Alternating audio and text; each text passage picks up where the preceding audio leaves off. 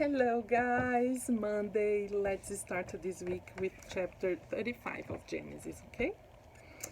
God blesses Jacob at Bethel. God said to Jacob, "Go to Bethel at once and live there. Build an altar there to me, the God who appeared to you when you were running away from your brother Esau." So Jacob said to his family and to all who were with him, "Get rid of the foreign gods that you have. Purify yourselves and put on clean clothes. We are going to leave here and go to Bethel, where I will build an altar to the God who helped me in the time of my trouble and who has been with me everywhere I have gone." So they gave Jacob all the foreign gods that they had and also the earrings that they were wearing. He buried them beneath the oak tree near Shechem. When Jacob and his sons started to leave, great fear fell on the people of the nearby towns, and they did not pursue them. Jacob came with all his people to Luz, which is known now as Bethel, in the land of Canaan. He built an altar there and named the place for the God of Bethel, because God had revealed himself to him there when he was running away from his brother. Rebekah's nurse Deborah died and was buried beneath the oak south of Bethel, so it was named Oak of Weeping. When Jacob returned from Mesopotamia, God appeared to him again and blessed him. God said to him, "Your name is Jacob, but from now on it will be Israel." So God named him Israel. And God said to him, "I am Almighty God. Have many children. Nations will be descended from you, and you will be the ancestor of kings. I will give you the land which I gave to Abraham and to Isaac, and I will also give it to your descendants after you." Then God left him. There, where God had spoken to him, Jacob set up a memorial stone and consecrated it by pouring wine and olive oil on it. He named the place Bethel. The death of Rachel. Jacob and his family left Bethel, and when they were still some distance from Ephrath, the time came for Rachel to have her baby, and she was having difficult labor. When the labor pains were at their worst, the midwife said to her, "Don't be afraid, Rachel. It's another boy."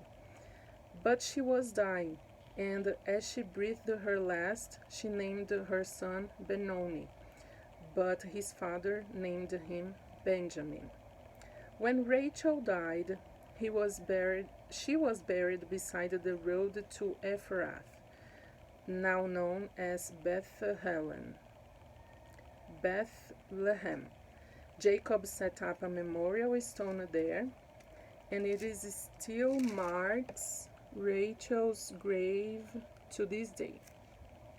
Jacob moved on and set up his camp on the other side of the Tower of Eder. The sons of Jacob. While Jacob was living in that land, Reuben had sexual intercourse with Bilhah, one of his father's concubines. Jacob heard about it and was furious. Jacob had 12 sons. The sons of Leah were Reuben, Jacob's oldest son, Simeon, Levi, Judah, Issachar, and Zebulun. The sons of Rachel were Joseph and Benjamin. The sons of Rachel's slave Bilhah were Dan and Naphtali. The sons of Leah's slave Zilpah were Gad, Gad, and Asher. These sons were born in Mesopotamia. The death of Isaac. Jacob went to his father Isaac at Mamre, near Hebron. where Abraham and Isaac had lived. Isaac lived to be 180 years old, and died at a ripe old age. And his sons Esau and Jacob buried him. Regarding this chapter, I have some things to say. Starting on verse 2, when he says, Jacob said to his family and to all who were with him, "Get rid of the foreign gods that you have." The foreign gods represent idolatry. Do you remember when Rachel, Jacob's wife, stole from her father Laban those images, those gods, those home gods that he had, in order of transferring the position of position the person, I mean the person who had those gods with him, the man who had those gods, would be the responsible for the family, or would be the power position of the family. And Rachel wanted her husband to have it, but this was something cultural, you know.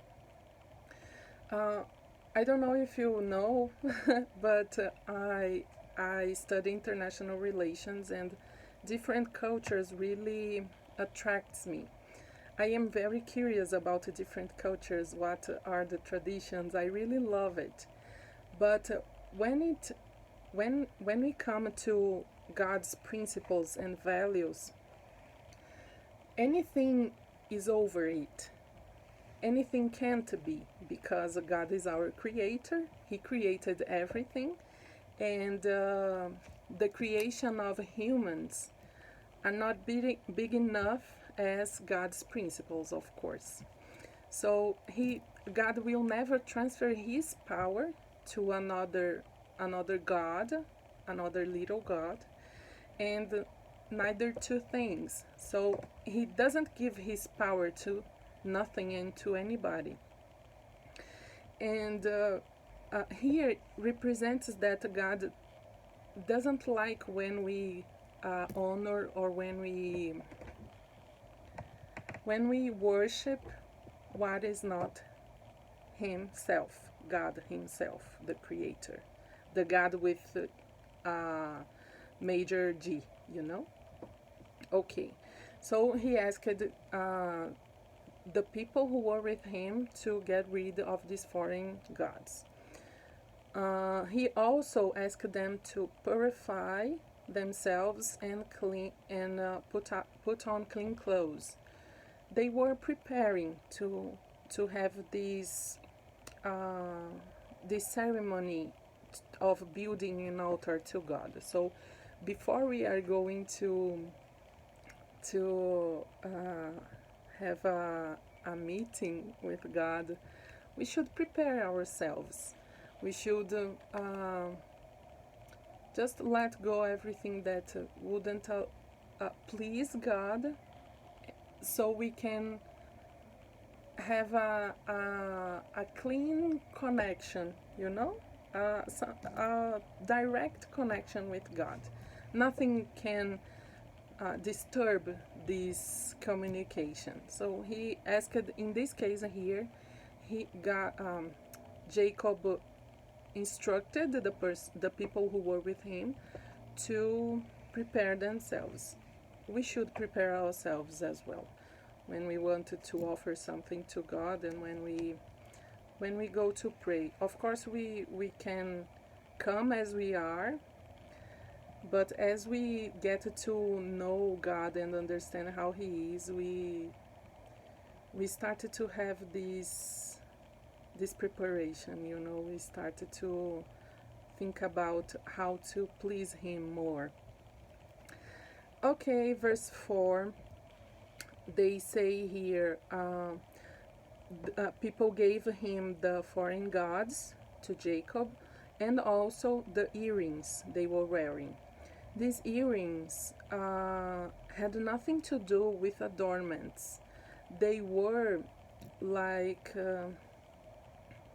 they were those objects that represented to us um, some power. Some cultures, some people like to use uh, little objects and earrings and other objects to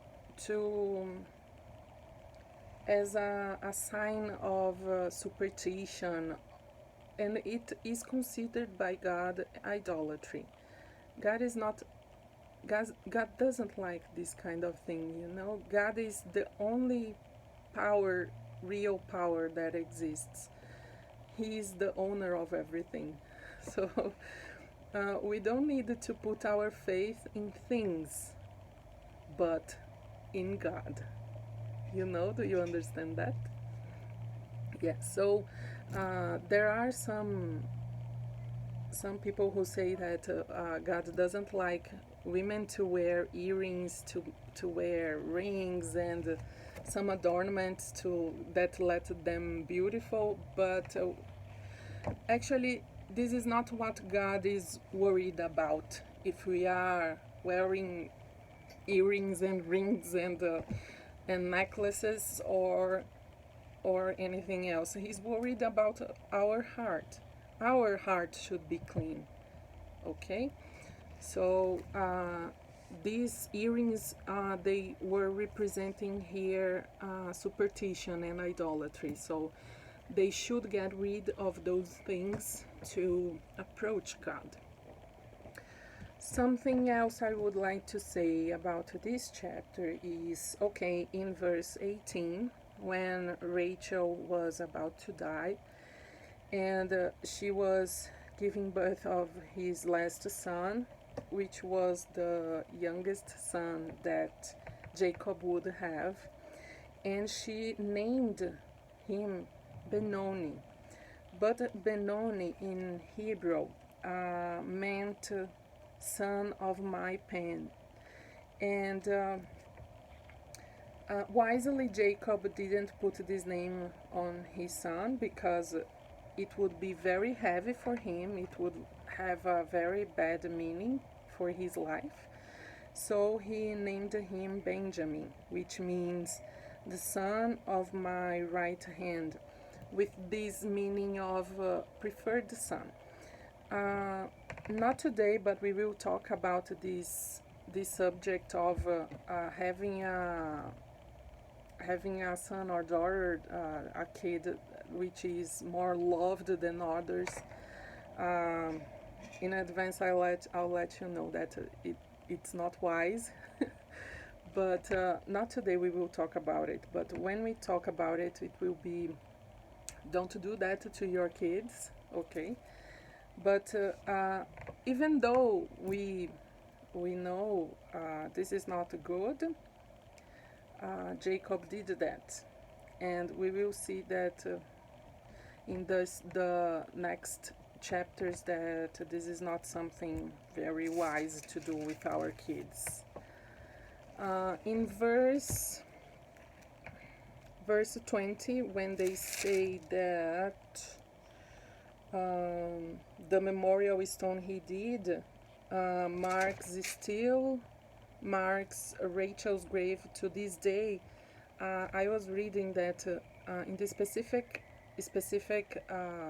verse, this day doesn't mean until today's 21st century year 2021, but it meant the days when these were written. Okay, continuing the comments, I have here in verse 22 that Reuben had sexual intercourse with Bilhah. Reuben was the oldest son of Jacob, and having intercourse with one of the concubines of the father's concubines meant that guy was prepared to get in charge of everything his father had. So this behavior Reuben had was kind of saying, yes, my father is an old person. He can't deal with his stuff anymore, so I'm gonna get in charge of everything. That's why Jacob got furious with this situation. He didn't like, yeah, for that reason. And last thing, just to get just to remember here in verse 27, Jacob went to his father Isaac at Mary near Hebron, where Abraham and Isaac had lived. You remember that Jacob is son of Isaac, right? Isaac, the son of the promise. Isaac was son of Abraham. So Abraham was the grandfather of Jacob, okay? And Abraham was the father of faith, was the person who got God's promise to be the father of nations. Abraham had Isaac and Ishmael, yes. Isaac was the son of the promise, and Isaac had Esau and Jacob. But when Rachel was pregnant, do you remember that God told her inside her belly there were two nations, and the youngest son would rule over the oldest one. Jacob, we will continue our studies here, and we will see that the 12 tribes comes from Jacob. So we will see the 12 tribes, and everything will make more sense from now on. Always have that in mind. In the next readings we will have, so things will get easier to understand, okay? God bless you. I see you tomorrow, please God, with chapter 36. Bye bye.